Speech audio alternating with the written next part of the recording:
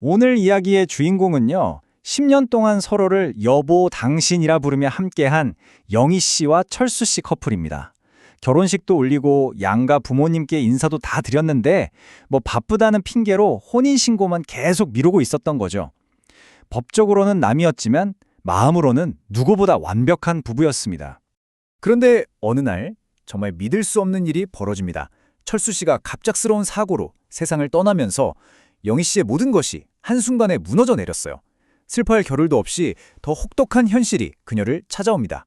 아직 장례 절차도 다 마치지 못했는데 찾아온 집주인이 정말 차갑게 말을 건넵니다. 이 집 계약자가 철수 씨 명의로 되어 있으니 법적인 아내가 아닌 영희 씨는 권리가 없다. 그러니까 집을 비워달라는 거죠. 정말 청천벽력 같은 이야기였을 겁니다.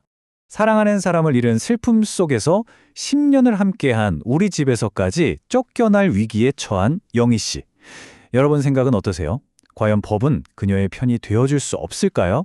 이 실제 사례를 바탕으로 우리 생활과 아주 밀접한 법 이야기를 한번 쉽게 파헤쳐 보겠습니다. 자, 그럼 대체 왜 이런 안타까운 상황이 벌어진 걸까요? 그걸 알려면 먼저 법의 기본적인 원칙부터 들여다봐야 합니다. 우리 민법은요, 혼인신고를 해서 법적으로 인정받은 법률혼 관계의 배우자에게만 상속권을 인정합니다. 그러니까 사실혼 관계였던 영희 씨는 원칙적으로 철수 씨의 재산은 물론이고 이 집의 임차권고 상속받을 수가 없는 거예요. 법의 눈으로 보면 두 사람이 안타깝게도 남남으로 보이기 때문이죠. 와, 그럼 정말 이대로 모든 게 끝인 걸까요? 희망이 없는 걸까요? 아닙니다. 다행히도 바로 이런 분들을 보호하기 위해 만들어진 아주 특별한 법이 있습니다.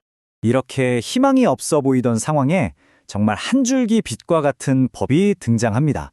바로 서민들의 주거 안정을 지켜주기 위해 특별히 만들어진 법인데요. 그 이름은 바로 주택임대차 보호법입니다. 이게 왜 중요하냐면요, 보통의 법, 그러니까 민법의 상속 원칙보다 우선 적용되는 특별법이기 때문이에요. 임차인이 갑자기 세상을 떠났을 때 남은 가족이 길거리에 나앉지 않도록 보호해주는 아주 중요한 역할을 하는 법이죠. 자, 그럼 이 법이 구체적으로 어떻게 영희 씨를 도와줄 수 있는지 한번 볼까요? 핵심은 이 법 제9조에 있는데요.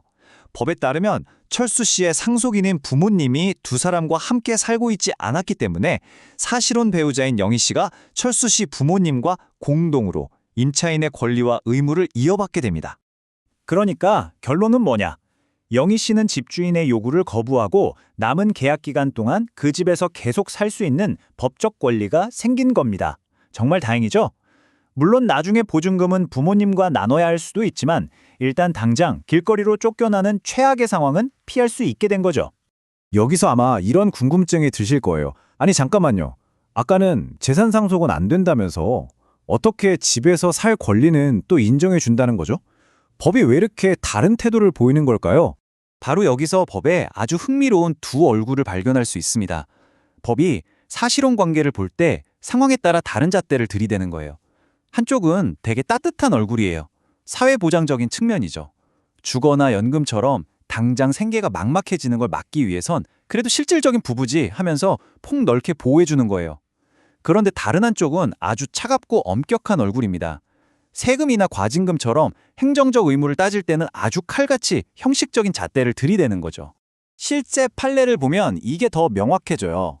법원이 사실혼 배우자에게 유족연금을 받을 권리는 인정해 줬어요. 이건 보호의 얼굴이죠. 그런데 상속세를 계산할 때는 법적인 배우자가 아니니 세금 깎아주는 혜택은 못 줍니다. 라고 했어요. 이게 바로 엄격한 얼굴입니다. 즉, 보호가 필요할 땐 실질을, 의무를 부과할 땐 형식을 따르는 셈이죠. 자, 그럼 이런 법의 특성을 알았으니 이제 가장 중요한 걸 알아봐야겠죠? 만약 내가 영희 씨 같은 상황이라면 어떻게 내 권리를 지킬 수 있을까요? 지금부터 정말 실용적인 팁 들어갑니다. 가장 기본이면서도 가장 중요한 겁니다. 두 사람이 그냥 같이 사는 사이가 아니라 사실상 부부였다는 걸 증명해야 해요. 말로만 해서는 안 되고 증거가 필요합니다. 예를 들어 결혼식 사진, 두 사람 주소가 똑같이 나온 공과금 고지서 같은 서류, 생활비를 같이 썼다는 걸 보여주는 통장 내역, 아니면 양가 가족 행사에 함께 참여한 사진 같은 것들을 평소에 잘 챙겨두시는 게 정말 중요합니다. 그리고 이것도 미리 알아두면 좋습니다. 내 파트너의 법적 상속인이 누구인지요. 부모님이신지 형제 자매인지 혹시 다른 자녀가 있는지.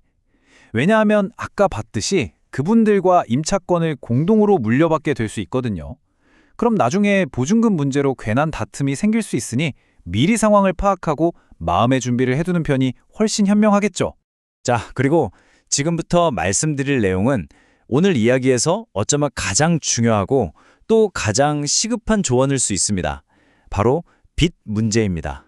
여기서 딱 하나의 숫자를 기억하셔야 합니다. 바로 1개월입니다. 파트너가 세상을 떠난 날로부터 딱 한 달. 이 시간이 여러분의 재산을 지킬 수도 혹은 날릴 수도 있는 골든타임입니다. 임차권을 승계한다는 게 좋은 것만 받는 게 아니에요. 보증금을 돌려받을 권리뿐만 아니라 만약 밀린 월세 같은 채무가 있다면 그것까지 같이 떠안게 되는 겁니다. 만약에 파트너가 남긴 빚이 보증금보다 더 많다? 그럼 배보다 배꼽이 더 커지는 거잖아요.